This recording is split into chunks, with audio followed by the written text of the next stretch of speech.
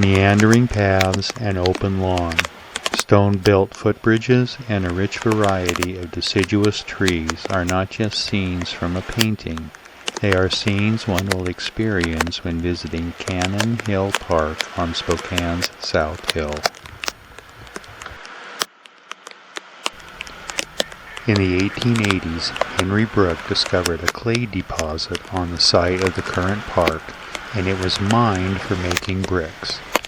The bricks produced at this site were widely used in the downtown rebuilding process as the city rebuilt after the Great Fire of 1889.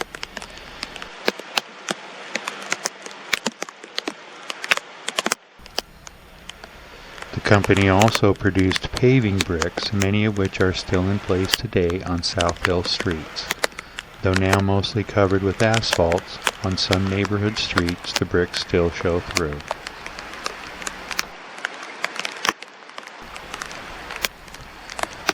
When the clay was mined out in the early 1900s, the property was left barren, with shallow depressions left over from the mining operation. The holes held water where kids would wade in the summer and skate in the winter. A plan developed to turn the barren landscape into an urban park. The first park at this location was named Adams Park because John Quincy Adams' grandson owned the land. In 1907, when the first Parks Board president, Aubrey White, learned that well-known landscape architects, the Olmsted brothers, would be working in Seattle and Portland, he hired them to survey Spokane.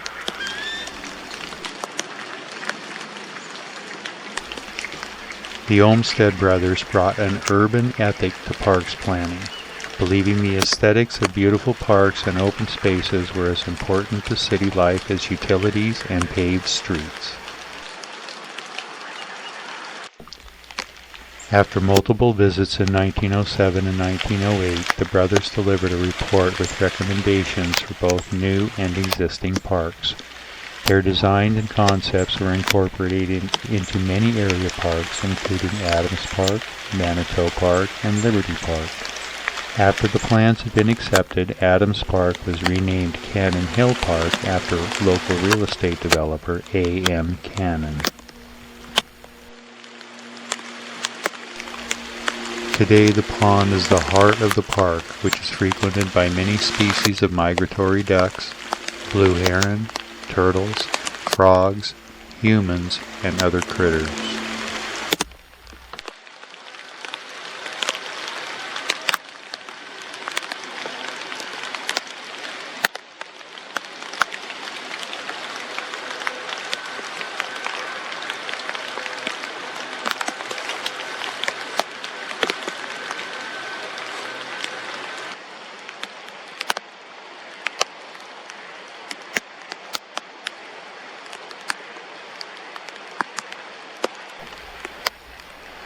The design called for a stone bridge between the larger east pond and the shallower west wading pool, complete with stone shelters and 2 pergolas, with the children's wading pool used as an ice rink in the winter.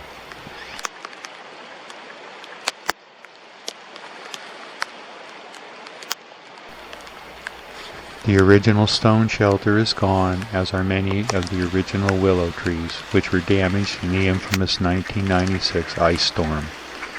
Over the years, the pond started leaking water, causing the west end to dry up. The city added a free-flowing water spigot to keep the larger pond to the east full.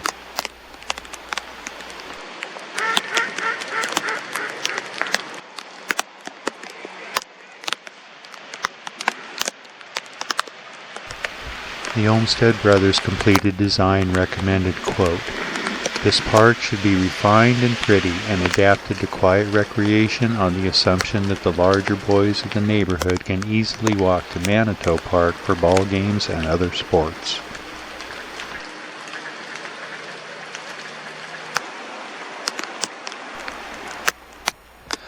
The most significant value of Canon Hill, however, may not actually be the park itself, but the way it is interwoven into its surrounding neighborhoods.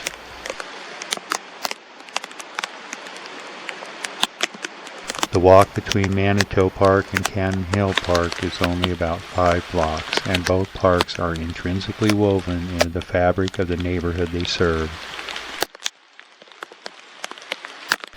Linked by traditional lush boulevards, detached sidewalks, and a rich canopy of deciduous trees lining the streets in all directions, Spokane's South Hill is a must-visit.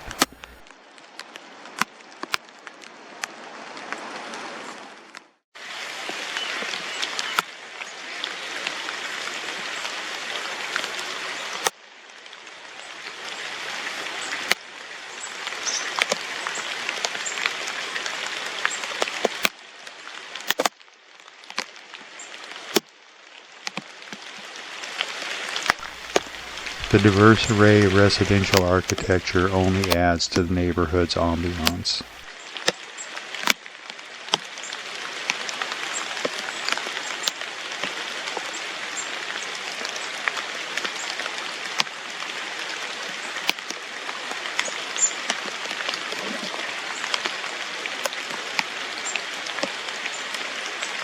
Hundred-year-old mansions, beautiful colonials, and smaller English cottages provide varying architectural scenes.